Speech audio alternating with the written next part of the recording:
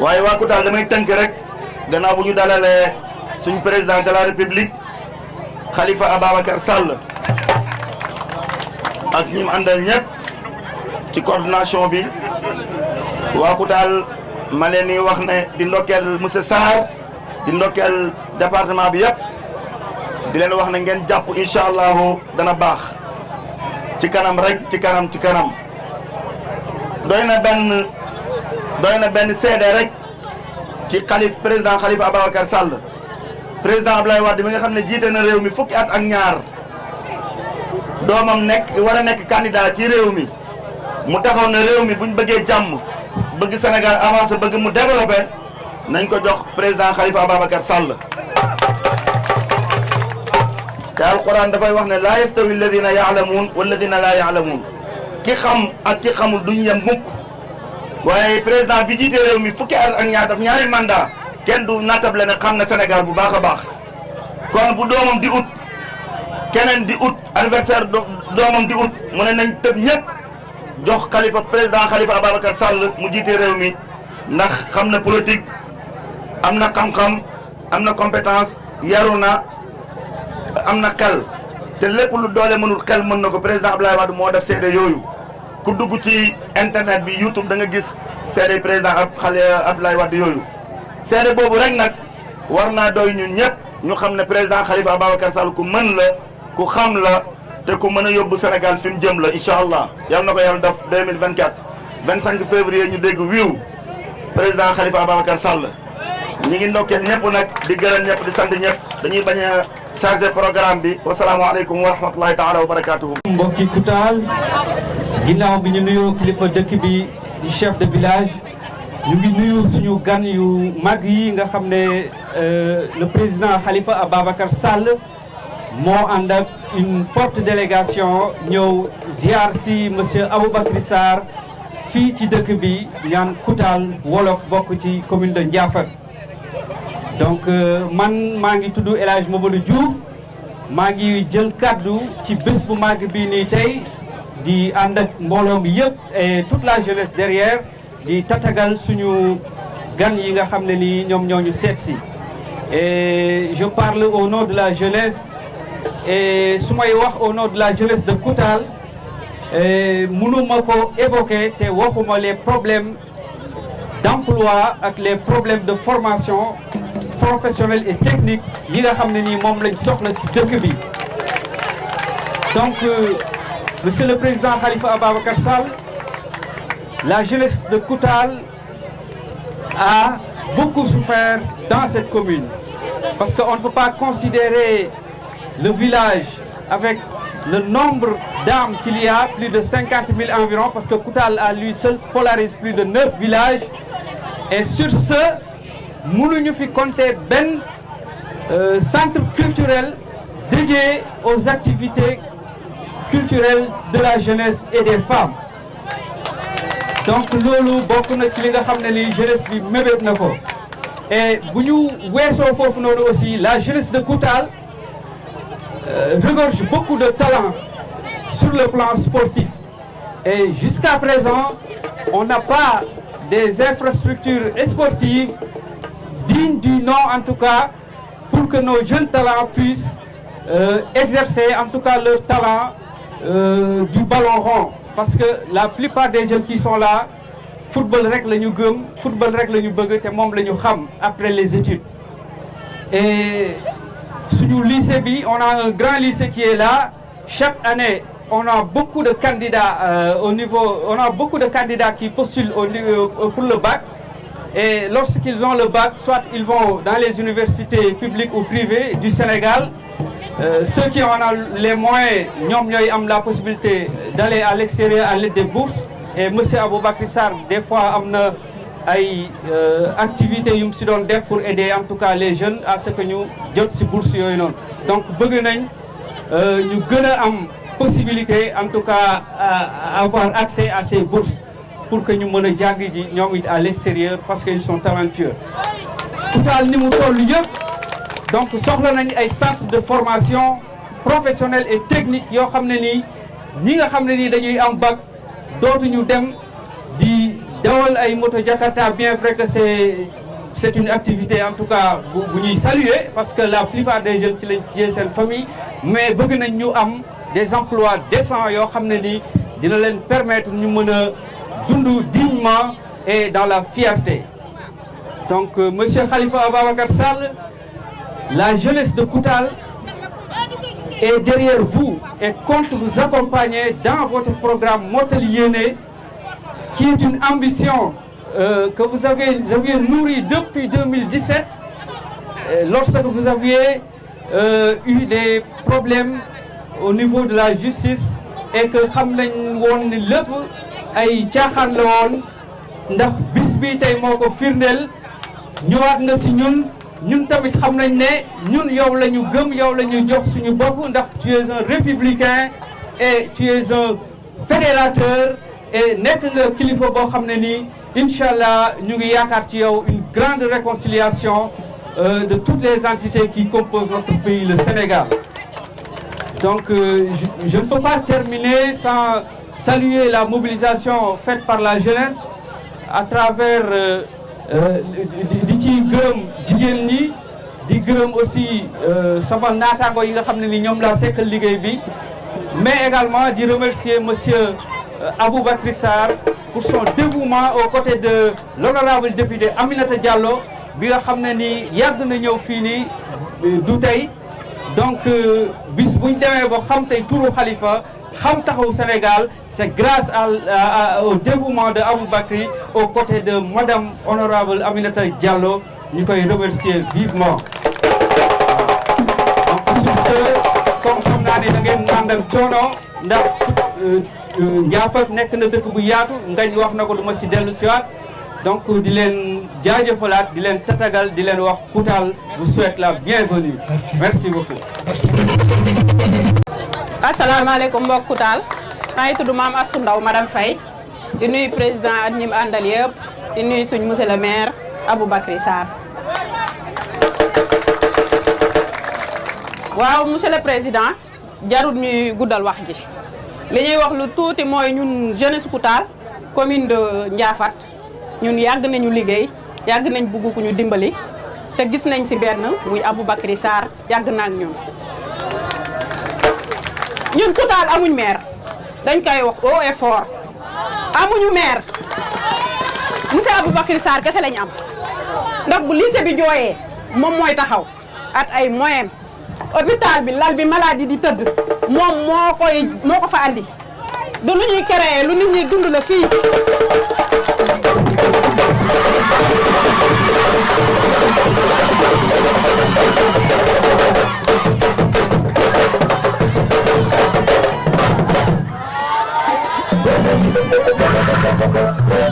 ñun jigéenu Koutal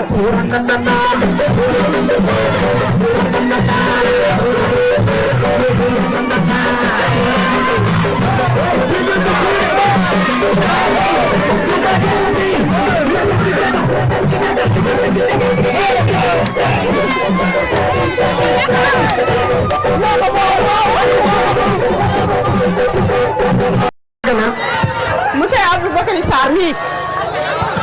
association yi nekk Koutal des femmes amul ku waxul salaamaaleykum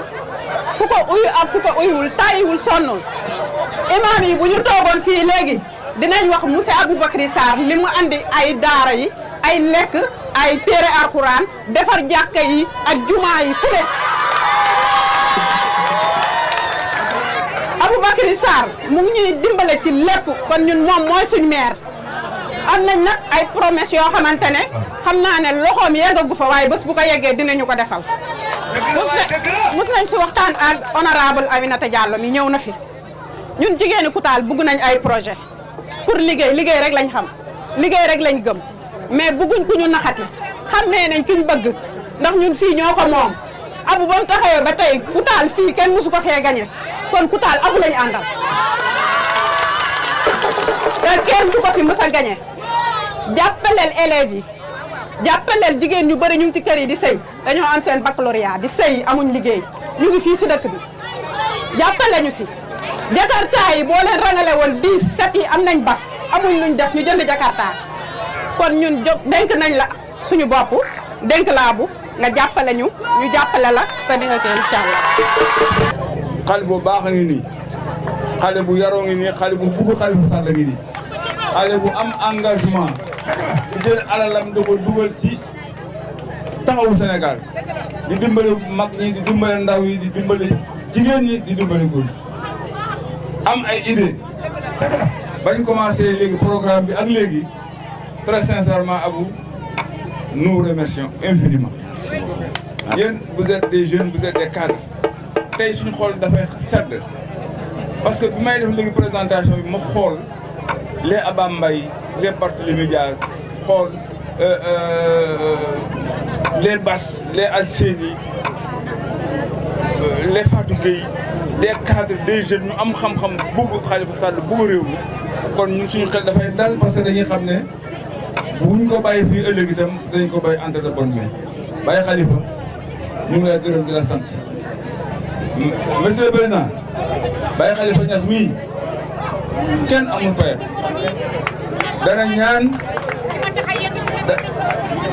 dana ñaan ci yàlla dana ñaan ci maamam dana génne xaalis ci poosam joxe ko dana joxe otoom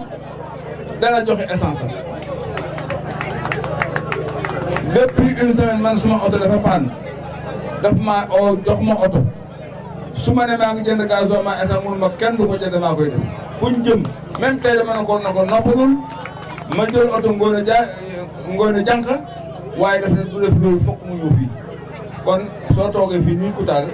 dama lay wax ne la bàyyi Khalifa mu ngi ci jàpp kon Abou xale yaa ngi fii ci commune bi muy Cheikhou Mbaye muy yow muy Samba Suba takkalante leen benn vous gagnez la commune très facilement loolu moom xam naa ne c'est possible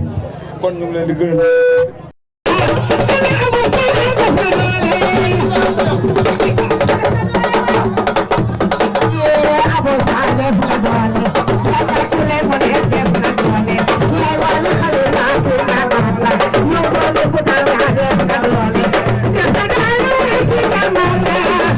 waa Koutal di ci jiital borom dëkk comme nañ ko daan defee président maa ngi lay nuyu yow ak sa délégation mais tey dina am problème trop parce que président sa délégation bi nga àndal bëri na ñoo xam ne bi ma leen xamee tey yàgg na te ñoom ñëpp c'est des personnes de valeur ñi ma gis ci ñëpp ñoom ñëpp ku ma ci xool mun naa jaar sa tur damay réservé wu parce que su ma commencé lim mën naa fàtte kenn mu yaakaar ne wala ba même bu ko yaakaaru parce que ils ne sont pas comme ça fekk du loolu président Ababacar Sall dafa am benn historique bu ndaw bu mu bëgg a def dinaa ko résumer le maximum possible parce que nag président li ko waral mooy dañ fi nekk pendant 8 ans di liggéeyal Khalifa Ababacar Sall am na ci ñoo xam ne musuñu la teg bët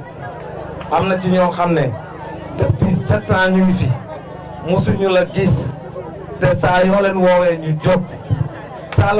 yoo leen yëkkatee ñu jóg am na ci ñoo xam ne dañuy jël seeni dërëm di ci def am na ñoo xam ne dañuy bàyyi seen yitte guddeeg bëccëg ñooñu nag président su ma taxawee fii tey mënuma lu dul sargal leen dama leen di gërëm parce que bu demee ba toll fii yàlla ak ñoom xaati wuñu dinaa ci jël exemple bu ndaw rek exemple bu ndaw j'aurais très mal parce que dina am ñoo xam ne tey fii dama leen waroon a gërëm mais duma leen mën a gërëm ki wax au nom de la jeunesse kii nii en 2000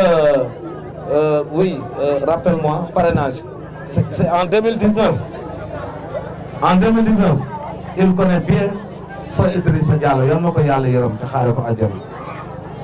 parce que Idrissa m'avait coopté il était vraiment démocrate Idrissa moom politiquement gis ko mënuma gis ku mel ni moom politiquement yàlla rek moo tax may wax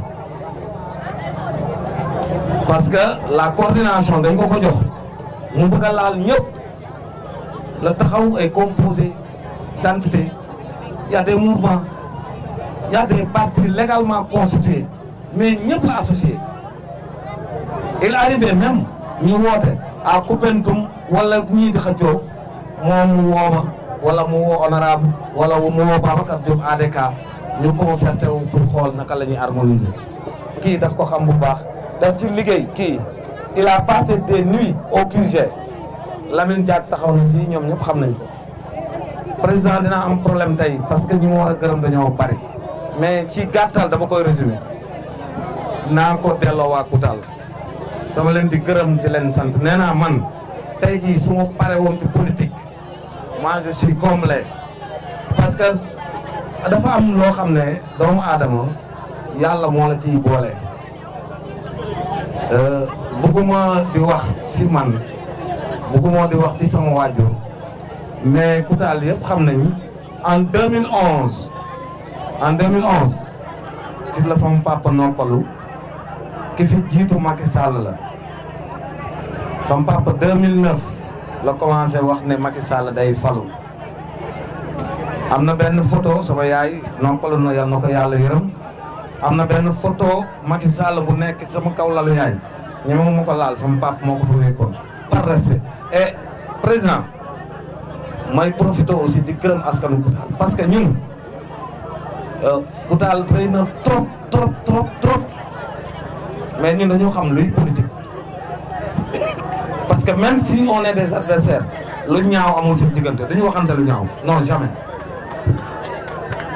bu ñu dajee kii na nekk benn bokk yaakaar non on discute démocratiquement bu ñu paree ñu dem fële président mbir mi du lii de li ñu def nii du tëgg bi du dajale bi du nangam non mbir mi ay stratégie la waaye rek li may wax rek ñun yow la ñuy roy li nga tàmm di wax ci kattanu yàlla loolu moo fi am 2014 jusqu'à présent wax leen ñu ngi fii maire bi xam naa jaaxle na trop saa yi ñu demee élection bu ngoonee ñu battre ko dans tous les bureaux de vote et nous avons 2 centres loolu nag dañ koy sant yàlla président liggéey bi ñu liggéey jusqu'ici ah duñu naagu de dañuy chaque fois dañuy réserver wu di wax moi je vais pas parler lu du ñëw mais liggéey nañu ko ñun dañuy ñaan yàlla au soir du 24 xaw ma fan loolu moom sax ñaa ko xaw ma fan mais ci kattanu yàlla fii ci Koutal bu fekkee rek fii moo des le 5e président de la République kii lay nekk Khalifa Ababacar Sall parce que nag sañ nañu ko wax ndax ñun président dañuy politique dañu màggee nag ci keppaar boo xam ne ay mag lañ dañ doon politique parfois bëgguma sax ñuy dévaliser suñuy secret xam nañu ko gis nga moment ay nit ñi di jógee di dang-dang nii non les élections ne se gagnent pas aujourd'hui da nga koy préparer bu yàgg ki il est là il est témoin nous sommes bien organisés dama ànd ak ñoo xam ne aussi dama leen di gërëm ñenn ñi c'est des cadres te fii li ngay gis nii la jeunesse de Koutal yàlla moo ko dogal ku fi gën a tuuti diplôme licence wala master la am yàlla moo ko dogal boo demee dans toutes les familles dañ fay fekk ay cadres fekk ay fonctionnaires yooyu mais ay élection avant muy ñëw il arrive parfois ñu organiser wu avec la jeunesse képp ku amul carte d'identité dañ lay wutal carte d'identité avant dañu organiser wu buñ demee bañ ne parrainage bii ñuy wax nii au moment où je vous parle parrainage bii ñuy wax nii je parle sous le contrôle de Mariama Cissé elle est conseillère municipale dama ko waroon présenter da taxawu Mariama alors bi may wax ni yow nii parrainage bi monsieur le président nee nañ peut-être dans chaque département où ni ñu ko waxee 2000 mais man à moi seul je peux vous assurer au minimum ma jox la ko 500 parrainage te xam naa ne doyen Diokène koñam rek mun na fa am 1500 parrainage Kaolack pare loolu moom noo ko ñun ci loolu la ñuy liggéey monsieur le président ci loolu la ñuy continuer ba keroog élection yi di jeex metti na trop nag laa dama leen koy wax de metti na trop politique mais monsieur le président parfois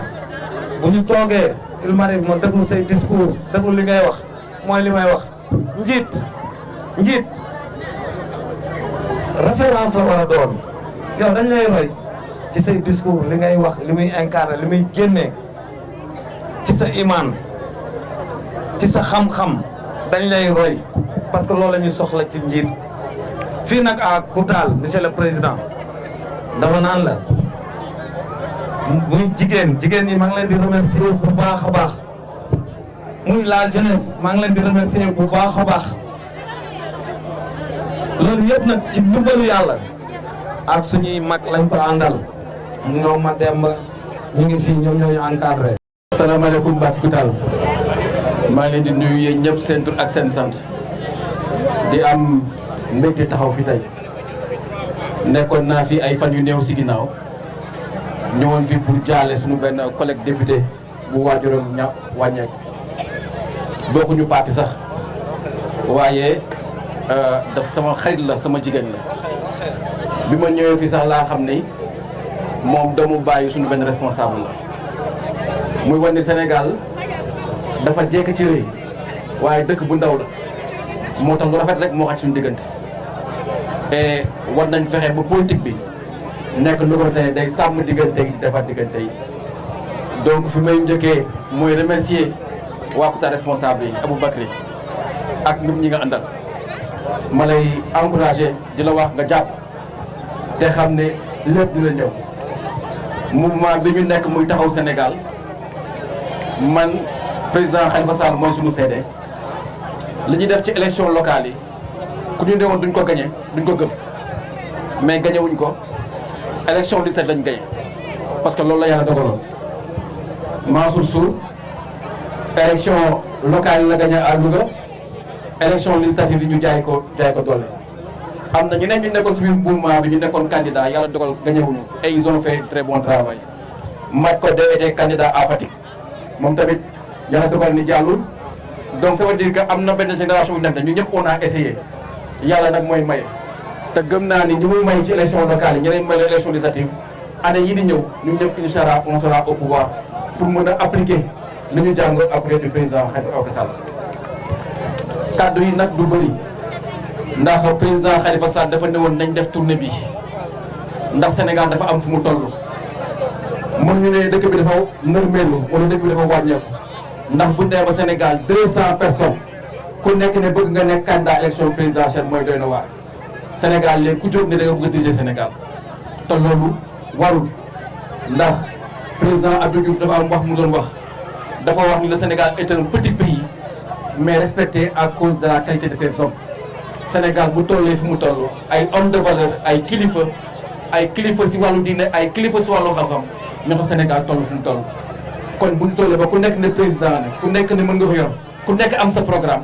président Khalifa Sall ne ñun nañ ñëw waxtaan ak yéen si njëkk waxtaan ak yéen si teranga taxaan seen ay xalaat taxaan seen ay projet pour que bu ñuy présenter suñu programme te cadre yi nekk di ko bind mu nekk programme bu méngoo ak li Sénégalais yi bëgg ak li Sénégalais yi di xaar. damay faral fu ma dem damay jël sama oto wër tey suba dama wër Kaolack ba teer li ma gis Kaolack laa gis ci département bi moo am Saint-Louis moo am Dakar moo am fu nekk foo dem yaa ngi fekk jeunes yi ñu def ay groupe toog di waxtaan loolu mooy wax ni li nga wax dëgg la mooy que Sénégal benn pom lañ am muy làmbum jeunesse te Sénégal bi ku fi yaakaar ni bay rek moo lay liggéeyloo wala riir moo tax nga liggéey yaa ngi nax sa bopp ku xale yu topp ku xale yu jàppale yaakaar moo tax te bés boo tax seen yaakaar ci nga xam ne lépp dëgg la kon nag bu ñu bëggee defar réew mi dañuy xool ay nitu dëgg ay nit ñi nga xamante ne taxawuñ pour nax nit ñi ndax taxaw Sénégal ay naxaatekat amu fi ndax fii sama jigéen mu ngi nii sama sœur bu ko fa poste bàyyi lu fi toog mais elle est restée honorable et elle sera toujours honorable suñu yaay Soham Wardini bu fi nekkoon fii lay toog elle a été ancien maire de Dakar et tout ay xalifa kon ñun poste boole wuñu xam nga lu ñu boole mooy jëriñ réew bi jëriñ askan bi et c'est ça la mission qu'on a et incha allah ci kàttanu yàlla on va gagner les élections et on va mettre en application nos idées li may wax waa Koutal mooy que Sénégal bii élection yi ngeen di jëm na ngeen bàyyi xel bu baax ki ngeen di voter parce que pour la première fois da ngeen di fal président 2000 da ngeen wàccee Abdou Diouf 2012 ngeen fàccee Abdoulaye Wade bii paa wàccewu leen kenn da ngeen di fal président kon xool leen ki ngeen di fal kan la fu mu jaar mooy kan la leen won ci jikko ci taxawaay ci melokaan te nit ki Olof Njaay nee na nit ki nu mu waxee ni mu jëfee la kon boo bëggee xam nit xoolal fi mu jaar ñun de wóor nañu wóor yàlla on a le meilleur candidat et le meilleur candidat c'est Khalifa Ababacar Sall c'est le meilleur candidat en termes de profil c'est le meilleur candidat en termes de parcours c'est le meilleur candidat en termes de posture et loolu mooy lu ñu am tey bëri na tey ñu ñuy xas di ñu ŋaañi waaye à chaque jour chaque fois ñuy avancer l'histoire nous donne raison Khalifa Sall moo taxawoon ne PS attention moytu leen parti bu ndaw bu faloo parti bu mag li dundee tey xool leen PS amaatuñu candidat moo leen ne woon PS bu amulee candidat sunu démocratie dina yàqu tey li ñu dund yëpp wane ni qu'il avait raison ba mu yoree mairie Dakar leen wane ni que gouvernance bu dellu si nit ñi ci góor ñi ci jigéen ñi ci xale yi amul sens et l'histoire lui a encore donné raison kon le meilleur candidat c'est Khalifa Sall bu kenn découragé nañu ànd bokk ndey bokk baay chaque jour de campagne la et Inch'Allah on gagnera non pas pour avoir un président mais on gagnera pour changer le Sénégal Inch'Allah jërëjëf.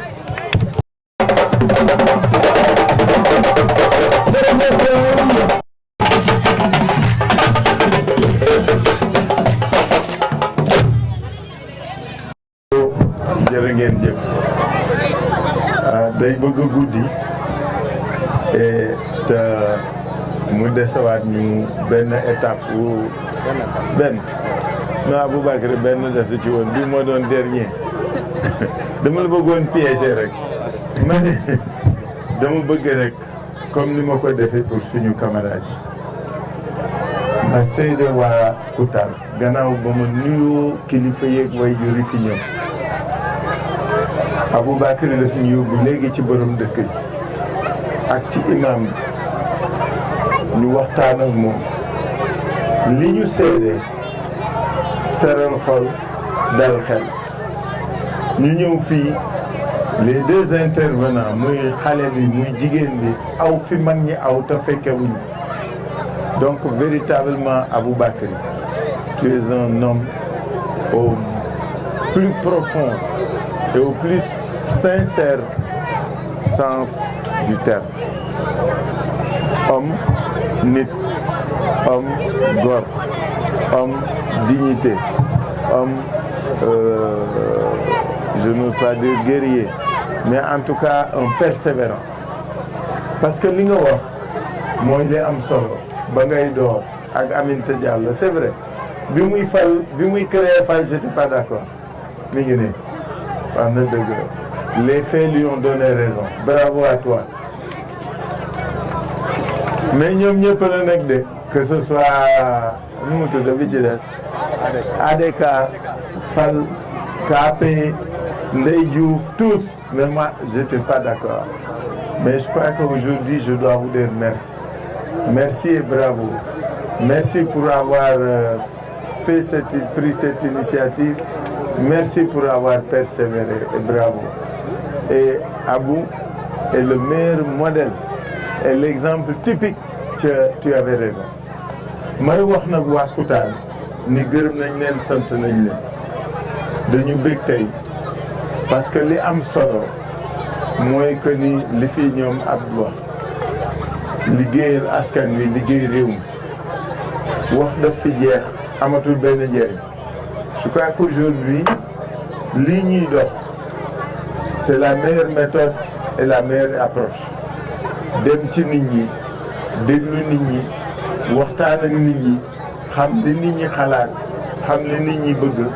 xam li nit ñi fixé comme urgence bi ma waxtaanee sànq ak chef de village bi jàng naa bari ci réalité Koutal bi Abou waxee léegi xamaat nañu lan mooy Koutal mais surtout lan mooy Koutal en termes d'urgence de besoin et de nécessité may wax ne amul luñ ciy yokk dama leen di féliciter yéen ñëpp vraiment vous avez été merveilleux li ngeen def sànq fële chez Cheikh loolu laa bëgg na ngeen continuer ngeen doon say soyez ensemble pour qu'on puisse gagner et bien gagner fi mu ne le seul objectif qui compte mooy que ni au soir du premier tour que nous puissions être président de la République du Sénégal loolu rek ñu moom mais kooku kenn du ko wax dañ koy jëfe jëf bi mooy li ngeen door juboo d'abord déggoo ensuite dem ci nit ñi enfin wax ak nit ñi déglu leen xool li ñu bëgg ngeen dox ci loolu damay dalal xelu waa Koutal man leen présidente madame Faye wax nga dëgg gis nga li nga wax dégg naa ko loolu la ñu soxla mais dama ni kii ak ñii dañuy bokk ci ñi liy liggéeyal fa incha allah parce que c'est des cadres c'est des jeunes c'est des gens qui aiment leur terroir c'est des gens yu xam seen terroir yu fi am yéene te ma gëm ni suñu ànd ak ñoom mais surtout suñu leen wóolu suñu leen responsabiliser daañu dem ci kanam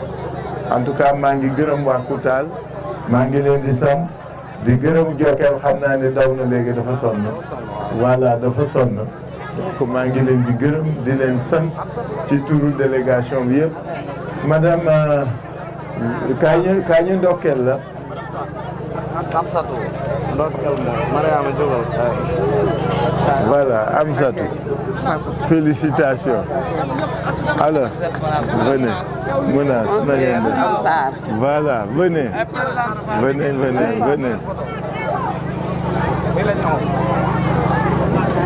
ok voilà en tout cas ça c'est pour vous dire merci ça c'est pour vous dire merci et bravo maa ngi leen di gërëm maa ngi leen sant c'est ma voix qui est en train de partir et bëgg mënatuma continuer merci